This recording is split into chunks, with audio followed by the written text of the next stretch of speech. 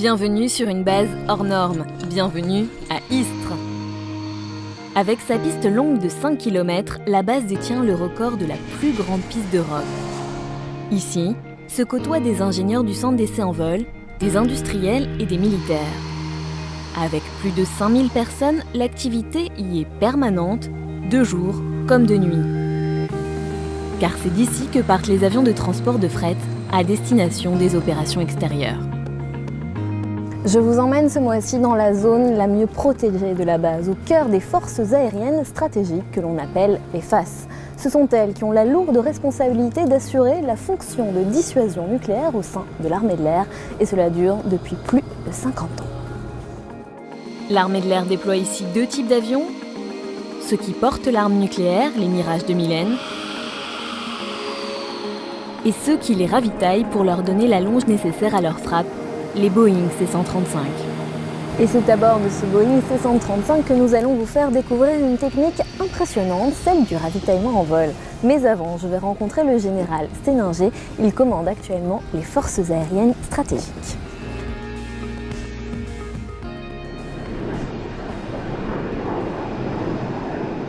Bonjour Général, nous sommes devant 2 avions emblématiques des FAS, un Rafale et un ravitailleur C-135. Alors pour commencer, tout bêtement, quand on parle des FAS, de qui et surtout de quoi parle-t-on? Alors les FAS, c'est ce qu'il est convenu d'appeler une force nucléaire. C'est une force nucléaire qui est chargée de la mise en œuvre de la composante aéroportée de la dissuasion nucléaire. Bon, au-delà de ce vocabulaire, il faut comprendre que c'est un ensemble de militaires très entraînés qui conduit son action dans le respect de 4 exigences. Des exigences qui sont à la fois intangibles et extrêmement encadrantes, qui sont la permanence, la réactivité, la garantie de sécurité nucléaire et le respect de ce qu'on appelle le contrôle gouvernemental, autrement dit garantir au président de la République qu'il pourra utiliser les moyens de la dissuasion, quelles que soient les circonstances. On évoque aussi souvent un monde un peu à part, et vous en avez un peu parlé, très exigeant. Alors un monde à part, certainement pas. Les FAS occupent une place pleine et entière au sein de l'armée de l'air. Elles ne conduisent pas leur action seules et de manière isolée. Elles ont besoin du concours de nombreux autres acteurs, qu'ils soient aviateurs ou non d'ailleurs. Je précise d'ailleurs au passage que les FAS ont également une mission conventionnelle, au-delà de leur mission traditionnelle qui est la mission nucléaire. Qu'il s'agisse de police du ciel, d'opérations extérieures, en ce moment même ces avions sont engagés en Afrique, de ravitaillement vol et même d'évacuation sanitaire. Et votre question porte également sur l'exigence. Oui, c'est vrai, nous sommes extrêmement exigeants et cela on le doit finalement à la nature hors norme à la fois de notre armement et de la mission. C'est la raison pour laquelle notre entraînement est conduit de manière extrêmement intensive, de manière très réaliste, et absolument sans concession, car il existe des domaines, et ils sont nombreux, je parlais tout à l'heure de la sécurité nucléaire, par exemple, dans lesquels il n'y a absolument aucune dérive possible. Elles existent depuis 5 décennies, ces forces. Comment voyez-vous l'avenir et comment vous le préparez aussi? Alors le bilan, effectivement, c'est notre bilan, c'est 50 ans, un peu plus de 50 ans au service de la paix, et nous espérons bien continuer à servir cette paix encore de longues années. S'agissant de l'avenir, pour nous, c'est l'arrivée dès 2018 de Rafale supplémentaires. Donc c'est le passage à une flotte tout Rafale. Vous avez cité tout à l'heure 2 avions emblématiques des FAS, le Rafale et le Boeing ravitailleur, mais il y a également le Mirage 2000N qui cédera sa place au Rafale en 2018. Et puis 2018, ça sera aussi l'arrivée d'un nouvel avion ravitailleur, enfin, serais-je tenté de dire, l'Airbus A330 Phénix.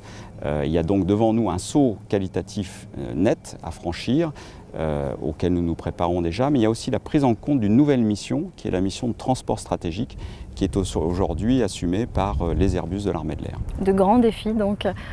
Merci Général pour cet éclairage. Je vous en prie, puis bon vol.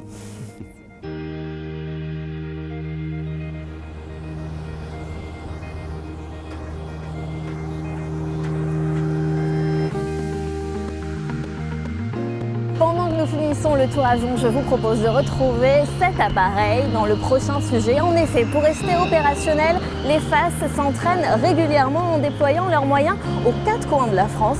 C'est ce qu'on appelle un exercice poker. 3, 2, 1, top lâcher les freins, post-combustion enclenchée. Les deux PC sont branchés. 180 nœuds, rotation décollage. L'avion est air blanc, le train en manœuvre.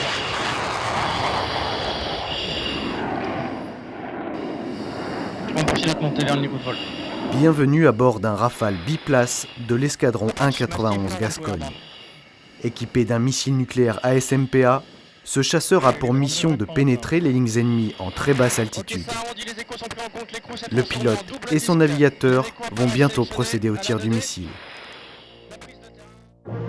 8 octobre 1964, les FAS prennent pour la première fois l'alerte nucléaire sur le sol français.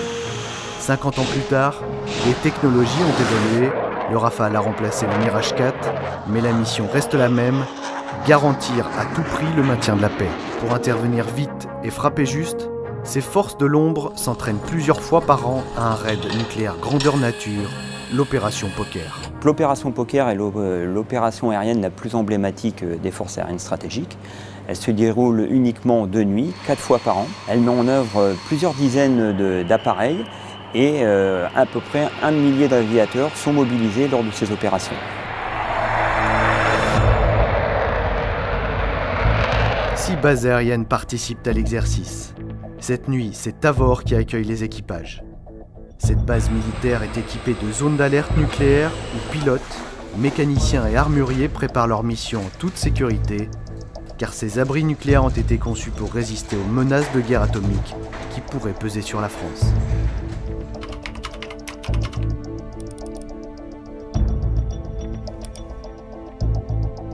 Ok, reçu, merci. Les armuriers viennent de recevoir l'ordre d'installer le missile nucléaire ASMPA, tout du moins une maquette, aux dimensions identiques à l'original. Pour des raisons de confidentialité, celle-ci apparaîtra toujours floutée à l'écran. Méthodique, exigeante, la manœuvre est délicate et obéit à un cahier des charges très précis. Ensuite, faites pivoter légèrement le chariot. Dans le cadre de la sécurité nucléaire, il est complètement interdit d'improviser. Tout est organisé, tout est étudié en études de sécurité. Les procédures sont adaptées, donc à partir de là, on n'a pas à déroger à la règle et tout ce qui n'est pas écrit est complètement interdit. Les performances et la mise en œuvre du missile relèvent du secret défense. Son stato-réacteur lui permet une portée de plusieurs centaines de kilomètres à une vitesse supérieure à Mach 3. Opérationnel depuis 2009 sur Mirage 2000N et depuis juillet 2010 sur le Rafale au standard F3, la SMPA affiche une technologie de pointe au service de la dissuasion.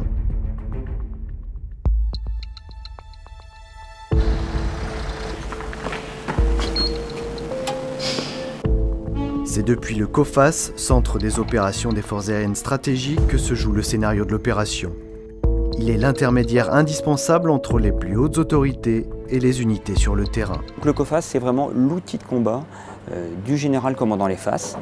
C'est à partir d'ici qu'il va diriger tout ce qui est planification stratégique et montée en puissance, mais également conduire le raid nucléaire une fois qu'il aura décollé et pendant toute sa phase de transit. Une soixantaine d'aviateurs veillent en permanence au bon fonctionnement et à la protection des réseaux et des télécommunications. Ils garantissent au président de la République que lui seul peut engager les forces nucléaires.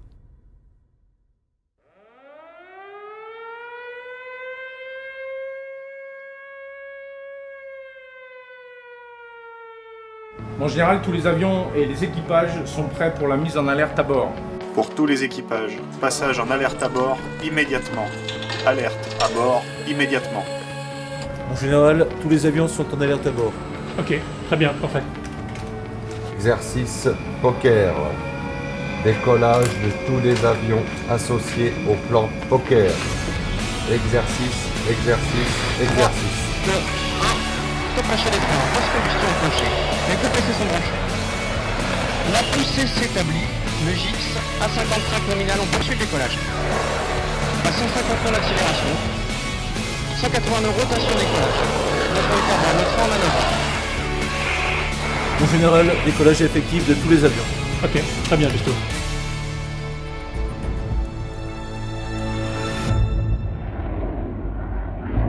Les Mirages 2000N et les Rafales font cap vers le nord de la Bretagne. Afin de simuler une attaque nucléaire dans un pays lointain, les chasseurs vont réaliser un véritable tour de France longeant les côtes atlantiques du nord au sud avant de rejoindre la Méditerranée. À leur côté, un Boeing C-135 pour les ravitailler en kérosène pendant toute la durée de l'opération. Cette citerne volante est un allié indispensable aux chasseurs. Elle apporte au raid nucléaire une allonge nécessaire pour permettre aux équipages de parcourir plusieurs milliers de kilomètres. L'autre partenaire indispensable, c'est la WACS. Grâce à son radar et son système d'écoute électronique, l'équipage de l'avion suit en temps réel tout le dispositif aérien et peut détecter la présence d'une menace dans un rayon de 500 km. Toutes ces informations sont ensuite envoyées simultanément au COFAS et aux chasseurs bombardiers par le biais de liaisons de données tactiques. On va lui donner des informations très précises sur la menace qui se présente à lui, la position précise de cette menace, son évolution et le type de menace à laquelle il va devoir faire face. TIAC sélectionné. On est parti pour une prise de terrain, forte pente en virage. C'est parti pour la prise de terrain. La prise de terrain consiste à pénétrer les lignes ennemies en très basse altitude pour échapper à la détection des radars adverses. C'est l'ultime étape avant le tir du missile. Ok, ça arrondit, les échos sont pris en compte, l'écrou s'est transformé en double disque. La prise de terrain se termine maintenant. À une vitesse de 1000 km/h et à 100 mètres du sol, les 2000 N et les Rafales sont équipés d'un radar suivi de terrain couplé au pilote automatique. L'appareil garde une altitude constante et évite les obstacles naturels. Le pilote et le navigateur en place arrière se concentrent sur les menaces ennemies et la mise en œuvre du missile à SMPA. À 10 nautiques du point de tir, l'ordre d'engagement a été confirmé. Reçu, l'engagement confirmé. Je poursuis l'accélération, tu peux lancer la LN. L'alignement du missile est lancé. La chaîne de tir est vérifiée, la position des centrales est correcte. Parfait, on poursuit vers le release point. À 2 nautiques, 1 nautique 5. Dégagement par droite à l'issue, 1 nautique. On continue notre accélération, nous sommes dans le paramètre de tir. 1 demi-nautique. Point de tir, appui BRM, le tir encadré. Missile, parti. Dégage à droite.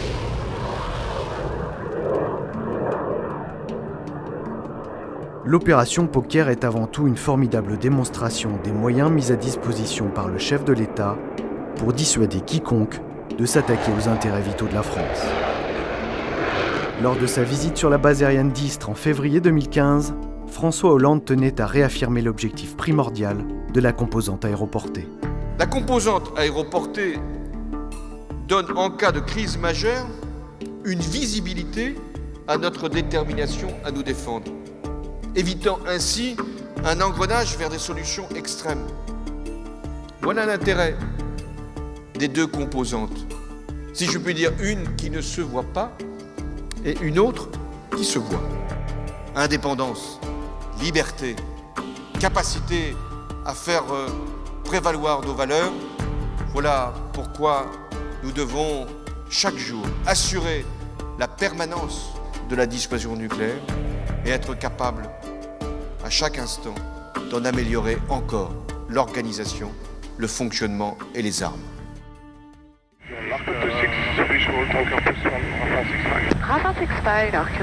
Nous avons donc rejoint la cabine de pilotage où sont installées 4 personnes qui ont des rôles clés. Il y a bien sûr le commandant de bord, à ses côtés le copilote qui aujourd'hui est une femme. Au milieu il y a l'opérateur de ravitaillement en vol et vous allez le voir, son rôle à lui est vraiment très très particulier.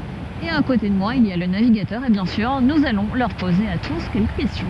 Bonjour commandant, nous sommes à bord du C-135. Alors pourquoi cet avion que l'on surnomme souvent la citerne volante est essentiel au FAS? Pour 2 raisons principales. La première, c'est lui qui confère l'allonge du raid nucléaire, c'est-à-dire que par le ravitaillement en vol, on va permettre d'aller taper loin de la France. Et il est également équipé de systèmes de transmission dont ne disposent pas les chasseurs. Et il faut le rappeler aussi, vous n'êtes pas employé que pour des missions liées à la dissuasion nucléaire. La mission nucléaire reste notre mission principale, mais nous participons également à des missions conventionnelles, que ce soit sur les théâtres d'opération actuels de l'armée de l'air, ou bien pour des missions d'évacuation sanitaire pour blessés lourds, qu'on appelle Morphée, ou alors pour des missions de transport logistique de fret ou de passagers. Et justement, est-ce qu'au moment où nous parlons, d'autres ravitailleurs sont déployés hors du territoire national? Alors oui, actuellement nous avons 2 ravitailleurs déployés en Afrique, l'un à N'Djamena et l'autre à Niamey, et qui participent aux opérations Barkhane et Sangaris. Et de vous à moi, comment ça se pilote un ravitailleur C-135? Alors ça se pilote encore déjà, comparé aux autres avions, puisque on est un des derniers avions qui n'est pas équipé de commande de vol électrique. Donc là pour le coup c'est vraiment des câbles qui vont des commandes de vol vers les gouvernes. C'est un avion qui se pilote aux fesses, comme aiment le dire les passionnés d'aéronautique. Merci beaucoup pour ces explications et on vous dérange pas plus. Alors vous avez un poste bien particulier au sein de cet équipage, en quoi il consiste? Le navigateur s'occupe principalement de la navigation et donc va gérer tout ce qui va être moyen et long terme par rapport à la mission.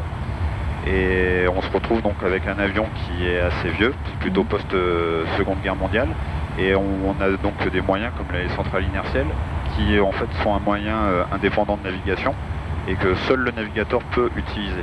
C'est pour ça qu'en fait on a encore le navigateur sur le C-135, contrairement au futur MRTT où il n'y aura plus ce poste-là du fait de l'amélioration de l'avionique de l'avion.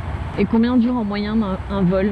Donc environ en France c'est en moyenne 5 heures de vol lorsqu'on va être amené à faire une mission d'entraînement de ravitaillement en vol avec des créneaux d'1 heure à 2 heures et demie pour le ravitaillement en vol, et à l'issue on va aller faire de l'entraînement pour le perfectionnement des pilotes sur 1 voire 2 terrains, plus quelques exercices comme des fortes pentes, des arrivées non dans l'axe. Et aujourd'hui le vol se passe bien? Ça se passe plutôt bien. On vous laisse tranquille alors, merci. Alors vous le voyez, nous sommes dans la soute du ravitailleur C-135, beaucoup d'espace, très peu de sièges et surtout sous nos pieds une 50aine de tonnes de carburant. Moi je vais rejoindre maintenant l'opérateur de ravitaillement en vol de l'autre côté, dans ce qu'on appelle le boom, et vous allez voir, la vue y est plutôt pas mal.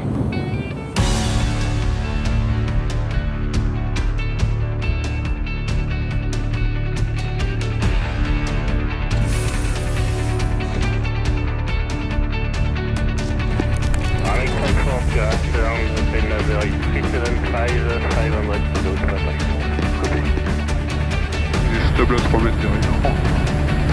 À 2 mètres. 1 mètre. Contact. Et stable. Donc c'est à partir de cet endroit très exigu que vous gérez les opérations de ravitaillement en vol. Tout à fait. Et ça se passe comment alors? Alors les chasseurs viennent à quelques mètres derrière le Boeing. Nous descendons notre perche de ravitaillement en vol. Ils sont équipés d'une perche de ravitaillement qu'ils doivent venir mettre dans le panier de ravitaillement. Pour nous donner un chiffre, combien de tonnes de carburant vous délivrez à la minute? Pour un Rafale, 1 tonne par minute, et pour un Mirage 2500 kg. Et je sais qu'il y a un autre endroit sur l'avion à partir duquel on peut venir se ravitailler. Oui, tout à fait. Alors en bout d'aile, on a des pods depuis lesquels on déroule du tuyau avec un panier, c'est à peu près le même système. La différence qu'on peut ravitailler 2 avions en même temps. Et à chaque fois, c'est une opération de haute précision pour les chasseurs, j'imagine? Oui, tout à fait. Donc le panier fait un peu plus de 60 cm de diamètre. Donc assez précis pour eux. Est-ce qu'on se lasse de ce point de vue assez magique? Pas encore. Pas encore, et vous êtes à combien d'heures de vol? 600 heures de vol. Ah oui, quand même. Ouais. Merci pour la visite. Merci. À 2, 2. Type 2, 2.2 full. Disconnect. Disconnect. Thank you, Wayne.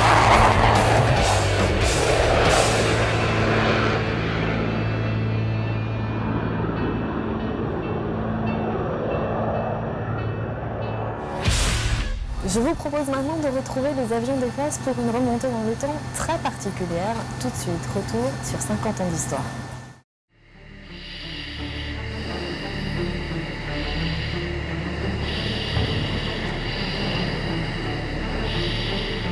J'en pars dessus, secteur nord, 14 nautiques, 8000 pieds.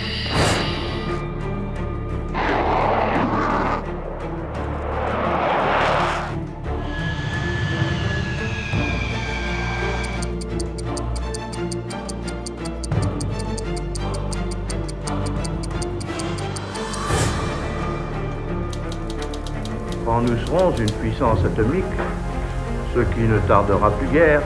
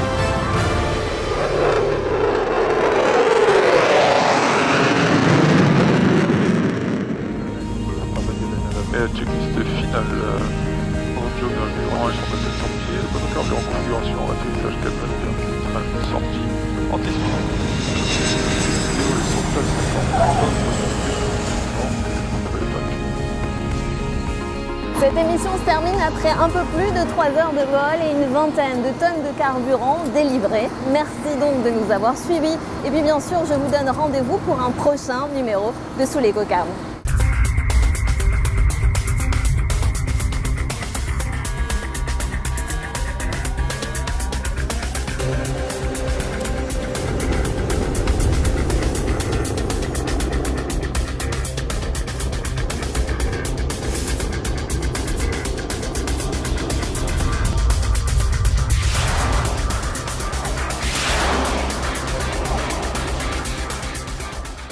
Nous avons 2 ravitailleurs déployés en Afrique, l'un à Djamena et l'autre à Niamey, et qui participent aux opérations Barkhane et Sangaris. Et de vous à moi, comment ça se pilote un ravitailleur C-135? Alors, ça se pilote encore déjà, comparé aux autres avions, puisqu'on est un des derniers avions qui n'est pas équipé de commande de vol électrique. Donc là, pour le coup, c'est vraiment des câbles qui vont des commandes de vol vers les gouvernes. C'est un avion qui se pilote aux fesses, comme aiment le dire les passionnés d'aéronautique. Merci beaucoup pour ces explications et on vous dérange pas plus. Alors vous avez un poste bien particulier au sein de cet équipage, en quoi il consiste? Le navigateur s'occupe principalement de la navigation et donc va gérer tout ce qui va être moyen et long terme par rapport à la mission. Et on se retrouve donc avec un avion qui est assez vieux, plutôt post-Seconde Guerre mondiale, et on a donc des moyens comme les centrales inertielles qui en fait sont un moyen indépendant de navigation et que seul le navigateur peut utiliser. C'est pour ça qu'en fait on a encore le navigateur sur le C-135, contrairement au futur MRTT où il n'y aura plus ce poste-là du fait de l'amélioration de l'avionique de l'avion. Et combien dure en moyenne un vol? Donc environ en France c'est en moyenne 5 heures de vol lorsqu'on va être amené à faire une mission d'entraînement de ravitaillement en vol avec des créneaux d'1 heure à 2 heures et demie pour le ravitaillement en vol, et à l'issue on va aller faire de l'entraînement pour le perfectionnement des pilotes sur 1 voire 2 terrains, plus quelques exercices comme des fortes pentes, des arrivées non dans l'axe. Et aujourd'hui le vol se passe bien? Ça se passe plutôt bien. On vous laisse tranquille alors, merci. Alors vous le voyez, nous sommes dans la soute du ravitailleur C-135, beaucoup d'espace, très peu de sièges et surtout sous nos pieds une 50aine de tonnes de carburant. Moi je vais rejoindre maintenant l'opérateur de ravitaillement en vol de l'autre côté, dans ce qu'on appelle le boom, et vous allez voir, la vue y est plutôt pas mal.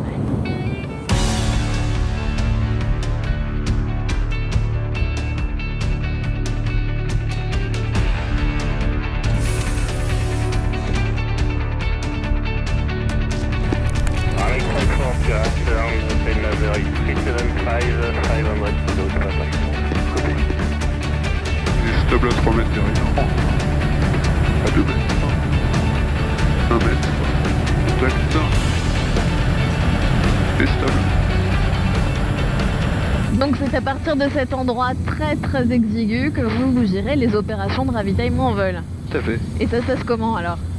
Alors les chasseurs viennent à quelques mètres derrière le Boeing.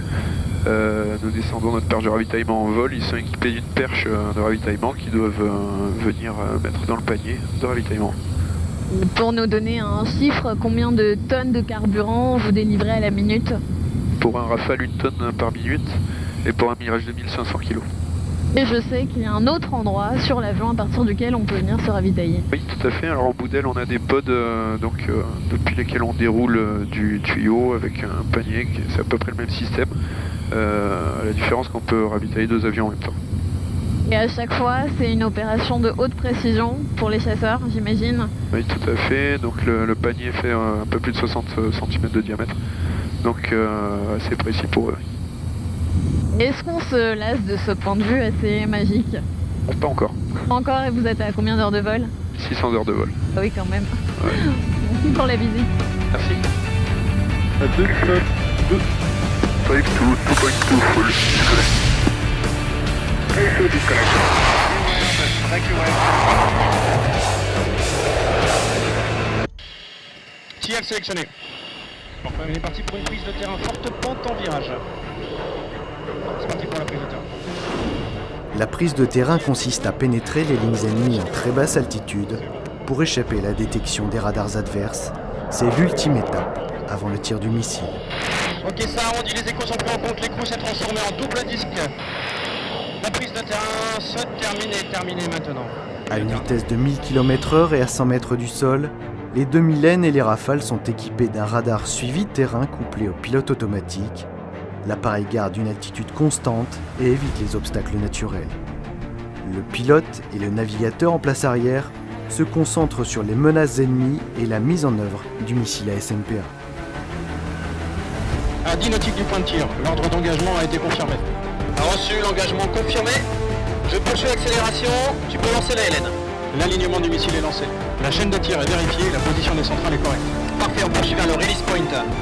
À 2 nautiques, 1 nautique 5. Dégagement par droite à l'issue, 1 nautique. On continue notre accélération, nous sommes dans le paramètre de tir. 1 nautique. Point de tir, appui BRM, le tir encadré. Missile, parti. Dégage à droite.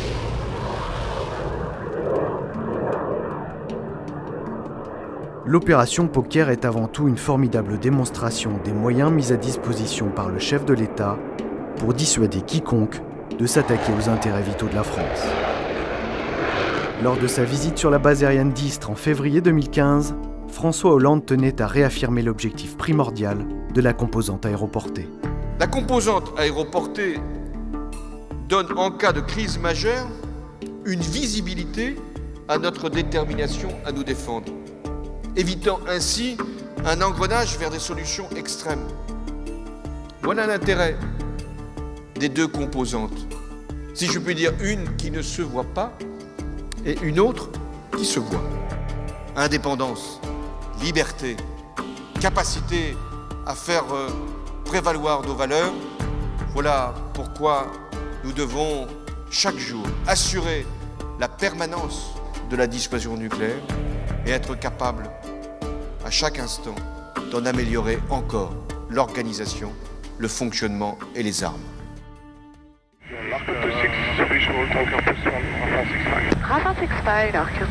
Nous avons donc rejoint la cabine de pilotage où sont installées 4 personnes qui ont des rôles clés. Il y a bien sûr le commandant de bord, à ses côtés le copilote qui aujourd'hui est une femme. Au milieu il y a l'opérateur de ravitaillement en vol et vous allez le voir, son rôle à lui est vraiment très particulier. Et à côté de moi il y a le navigateur et bien sûr nous allons leur poser à tous quelques questions. Bonjour commandant, nous sommes à bord du C-135. Alors pourquoi cet avion que l'on surnomme souvent la citerne volante est essentiel au FAS?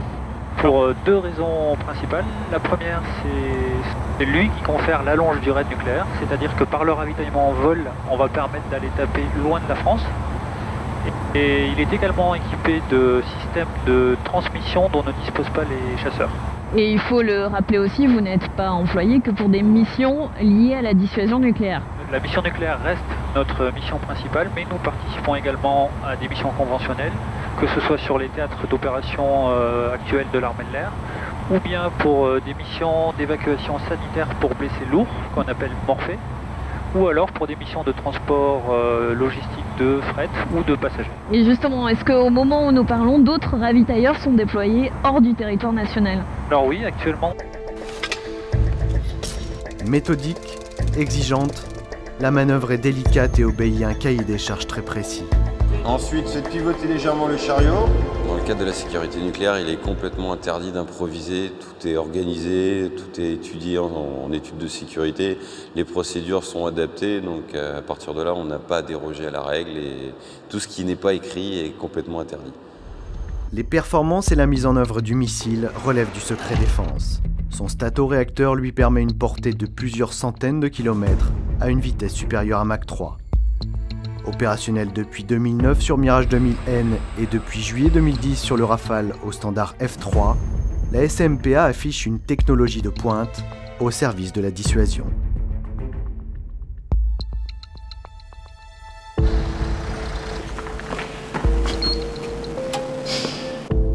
C'est depuis le COFAS, Centre des opérations des forces aériennes stratégiques, que se joue le scénario de l'opération. Il est l'intermédiaire indispensable entre les plus hautes autorités et les unités sur le terrain. Le COFAS, c'est vraiment l'outil de combat du général commandant les FAS. C'est à partir d'ici qu'il va diriger tout ce qui est planification stratégique et montée en puissance, mais également conduire le raid nucléaire une fois qu'il aura décollé et pendant toute sa phase de transit. Une soixantaine d'aviateurs veillent en permanence au bon fonctionnement et à la protection des réseaux et des télécommunications. Ils garantissent au président de la République que lui seul peut engager les forces nucléaires.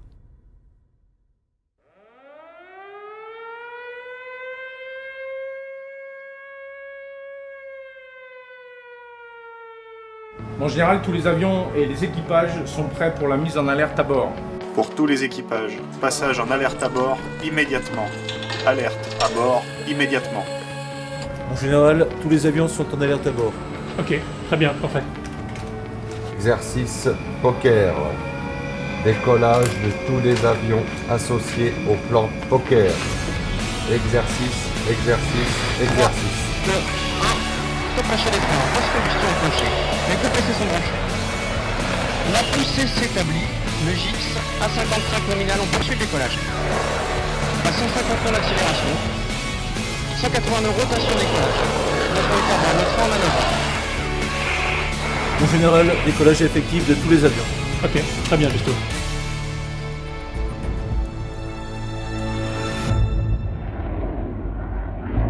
Les Mirage 2000N et les Rafales font cap vers le nord de la Bretagne.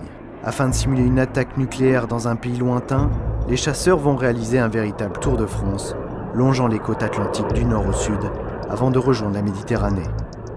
À leur côté, un Boeing C-135 pour les ravitailler en kérosène pendant toute la durée de l'opération. Cette citerne volante est un allié indispensable aux chasseurs.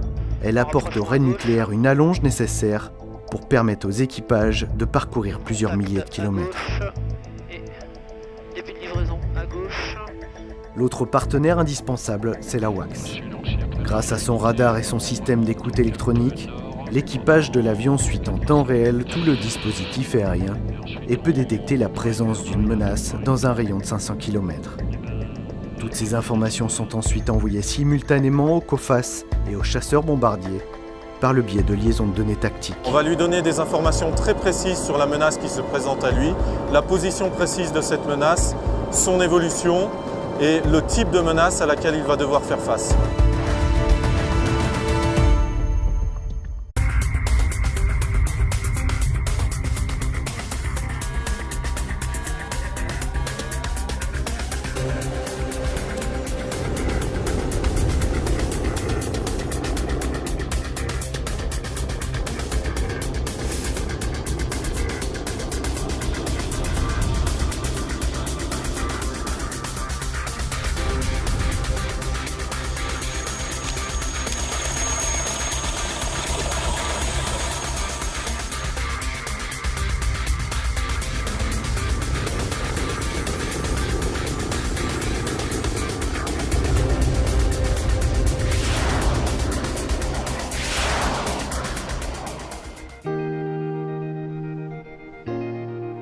Bienvenue sur une base hors norme, bienvenue à Istres. Avec sa piste longue de 5 km, la base détient le record de la plus grande piste d'Europe. Ici, se côtoient des ingénieurs du centre d'essai en vol, des industriels et des militaires. Avec plus de 5000 personnes, l'activité y est permanente, de jour comme de nuit. Car c'est d'ici que partent les avions de transport de fret à destination des opérations extérieures. Je vous emmène ce mois-ci dans la zone la mieux protégée de la base, au cœur des forces aériennes stratégiques que l'on appelle les FAS. Ce sont elles qui ont la lourde responsabilité d'assurer la fonction de dissuasion nucléaire au sein de l'armée de l'air, et cela dure depuis plus de 50 ans. L'armée de l'air déploie ici 2 types d'avions, ceux qui portent l'arme nucléaire, les Mirage 2000N, et ceux qui les ravitaillent pour leur donner la longe nécessaire à leur frappe, les Boeing C-135. Et c'est à bord de ce Boeing C-135 que nous allons vous faire découvrir une technique impressionnante, celle du ravitaillement en vol. Mais avant, je vais rencontrer le général Sténinger. Il commande actuellement les forces aériennes stratégiques.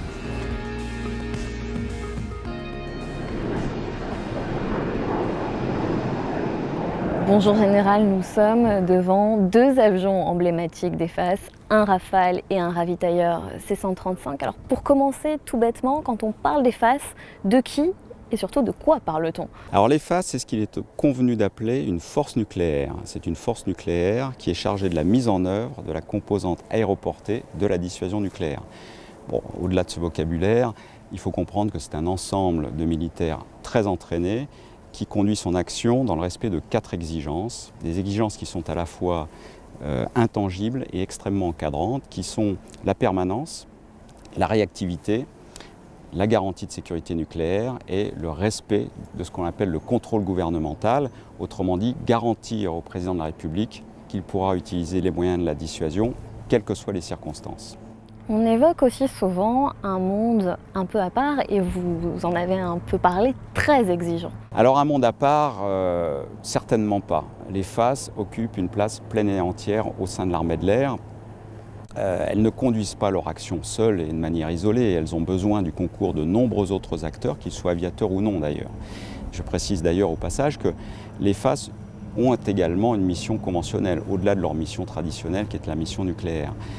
Qu'il s'agisse de police du ciel, d'opérations extérieures, en ce moment même ces avions sont engagés en Afrique, de ravitaillement vol et même d'évacuation sanitaire. Et votre question porte également sur l'exigence. Oui, c'est vrai, nous sommes extrêmement exigeants et cela on le doit finalement à la nature hors norme à la fois de notre armement et de la mission. C'est la raison pour laquelle notre entraînement est conduit de manière extrêmement intensive, de manière très réaliste et absolument sans concession, car il existe des domaines, et ils sont nombreux, je parlais tout à l'heure de la sécurité nucléaire, par exemple, dans lesquels il n'y a absolument aucune dérive possible. Elles existent depuis 5 décennies, ces forces.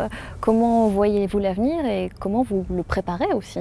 Alors le bilan, effectivement, c'est notre bilan, c'est 50 ans, un peu plus de 50 ans au service de la paix.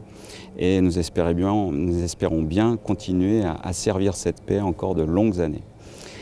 S'agissant de l'avenir, pour nous, c'est l'arrivée dès 2018 de Rafale supplémentaires. Donc c'est le passage à une flotte tout Rafale. Vous avez cité tout à l'heure 2 avions emblématiques d'EFAS, le Rafale et le Boeing ravitailleur. Mais il y a également le Mirage de Milène qui cédera sa place au Rafale en 2018. Et puis 2018, ça sera aussi l'arrivée d'un nouvel avion ravitailleur, enfin, serais-je tenté de dire, l'Airbus A330 Phoenix. Il y a donc devant nous un saut qualitatif net à franchir, auquel nous nous préparons déjà, mais il y a aussi la prise en compte d'une nouvelle mission, qui est la mission de transport stratégique, qui est aujourd'hui assumée par les Airbus de l'armée de l'air. De grands défis donc. Merci Général pour cet éclairage. Je vous en prie, puis bon vol.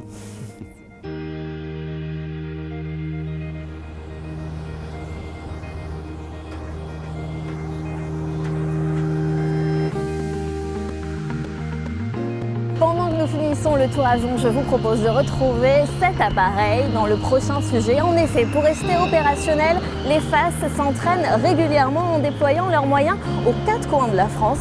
C'est ce qu'on appelle un exercice poker. 3, 2, 1, stop lâcher les freins, post-combustion enclenchée. Les 2 PC sont branchés. 180 € rotation décollage. L'avion est air blanc, neutre en manœuvre.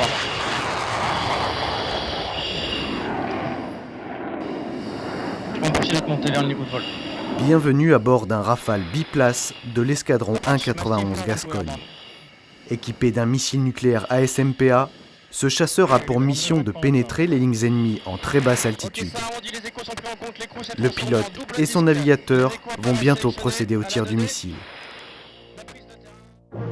8 octobre 1964, les FAS prennent pour la première fois l'alerte nucléaire sur le sol français.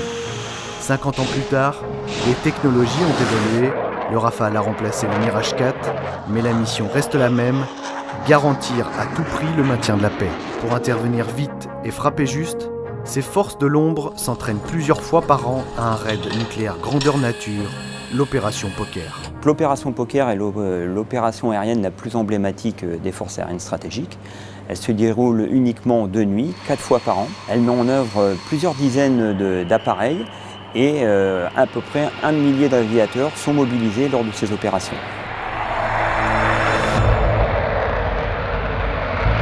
6 bases aériennes participent à l'exercice. Cette nuit, c'est Tavor qui accueille les équipages. Cette base militaire est équipée de zones d'alerte nucléaire où pilotes, mécaniciens et armuriers préparent leur mission en toute sécurité, car ces abris nucléaires ont été conçus pour résister aux menaces de guerre atomique qui pourraient peser sur la France.